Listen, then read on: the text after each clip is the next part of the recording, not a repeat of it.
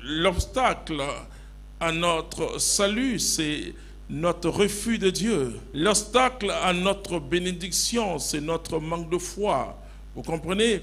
Et donc, le diable ne fait que profiter de la situation. Il n'est pas fort. Et nous le saurons tout à l'heure qu'il n'est pas fort. Alors, comment Dieu élève? À partir de quel principe? Nous l'avons dit. Déjà, nous avons vu quelques principes. J'ai beaucoup parlé de l'abaissement, du désintéressement. Vous savez, n'acceptez pas certains discours qui se qualifient de discours chrétiens qui vous dit que si vous donnez, Dieu va vous donner. C'est parce que Dieu vous donne qu'il faut donner. Vous comprenez? Et aussi, ne donnez pas à Dieu et vous le faites bien de ne pas donner à Dieu parce que vous attendez quelque chose en retour. Non, c'est quand tu oublies ce que ta main droite a donné que Dieu se souvient que ta main droite a donné quelque chose, que ta main gauche a donné quelque chose, vice-versa. C'est-à-dire, Dieu se souvient que quand je m'oublie. C'est-à-dire, Dieu s'intéresse que quand moi je ne m'intéresse pas. Ça, c'est quelques principes déjà. Mais vous allez voir comment on prie pour obtenir. Je vais vous dire quelque chose. Et si vous acceptez ce principe, vous allez bouleverser, totalement bouleverser le monde. Jacques 4, à partir du verset 1. D'où viennent les guerres? D'où viennent les guerres? D'où viennent les batailles parmi vous? N'est-ce pas précisément de vos passions qui combattent dans vos membres? Vous convoitez et ne possédez pas, alors vous tuez. Vous êtes jaloux et ne pouvez obtenir, alors vous bataillez et vous faites la guerre. Oui. Vous ne possédez pas. Vous ne possédez pas. Parce que vous ne demandez pas. Ah, est-ce que c'est vrai? Est-ce que c'est vrai, Jacques? Est-ce que tu... Parce que je pose la question à Jacques, on demande. Hein? Ah, mais il va dire comment on demande. Continue. Vous demandez et ne recevez pas. Mais alors, attends, je pose la question à Jacques. Mais pourquoi je ne reçois pas? Parce que vous demandez mal, afin de dépenser pour vos passions. Je vais vous dire quelque chose. C'est pourquoi je dis, soyez prêts à accepter cet enseignement, parce que ça va bouleverser quelque chose. Et ceux qui écoutent toujours les enseignements à Milan, ils savent de ce que je vais dire. C'est-à-dire que, pourquoi est-ce qu'on n'obtient pas? Parce que tout ce qu'on demande, c'est pour nous. Écris ça. Écris ça, écris ça. C'est très important. Alors que demander, ça doit être pour moi, normalement. La pertinence de la foi chrétienne, c'est qu'on s'oublie. C'est qu'on s'oublie et on se souvient de Dieu et des autres. La pertinence. Pose-toi toujours la question. Pourquoi je veux? Pourquoi je veux? Et on va dire, mais Seigneur, je veux parce que je dois manger, je dois boire, je dois m'habiller. Mais Jésus dit, non, ce sont les païens qui sont en quête de ces choses. Pourquoi? Pourquoi je veux?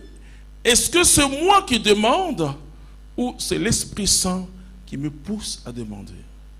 Continue. Vous demandez et ne recevez pas parce que vous demandez mal afin de dépenser pour vos passions.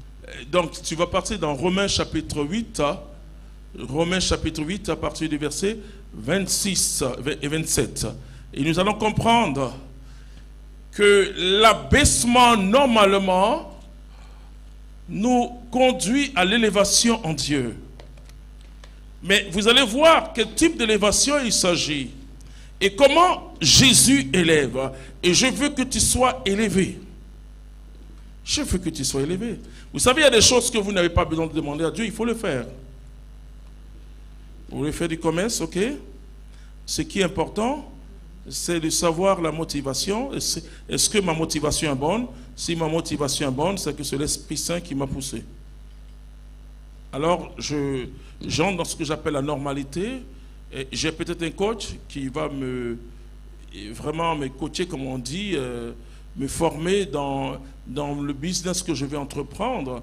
Et je vais faire toute une étude de marché, c'est ce qu'on appelle la normalité. Moi, j'enseigne la normalité. Je ne demande pas aux chrétiens de prier pour certaines choses. Je leur dis que Dieu nous donne d'abord une intelligence. Et Dieu vient que quand j'ai fait. Écris ça aussi. Dieu vient que quand j'ai fait. Mais je dois faire pousser par le Saint-Esprit. C'est ce que nous allons voir tout à l'heure. Ensuite, je dois, parce que Dieu a mis en moi, vous savez, Dieu a mis en nous le beau et le bon. Et c'est pourquoi il y a des choses qui nous intéressent.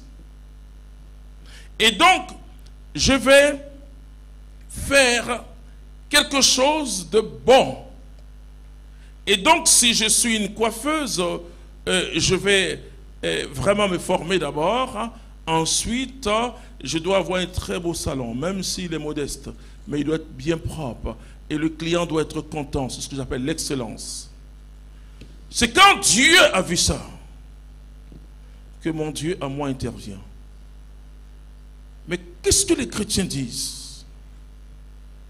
Dieu a mis en nous le faire, le vouloir et le faire, par l'action du Saint-Esprit. Et c'est ce que on va lire, Romains chapitre 8, versets 26-27. Pareillement, l'Esprit vient au secours de notre faiblesse. L'Esprit Saint vient au secours de notre faiblesse.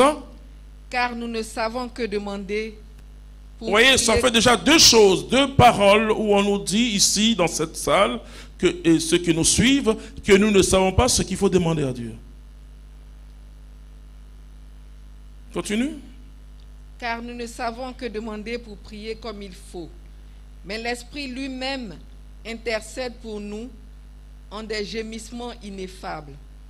Et celui qui sonde les cœurs sait quel est le désir de l'Esprit et que son intercession pour les saints correspond aux vues de Dieu. Je me dis parfois, mais pourquoi certains enseigner les chrétiens une certaine relation avec Dieu qui finalement, et nous parlons de, vous savez, nous avons remplacé le but et nous avons mis à la place du but la conséquence.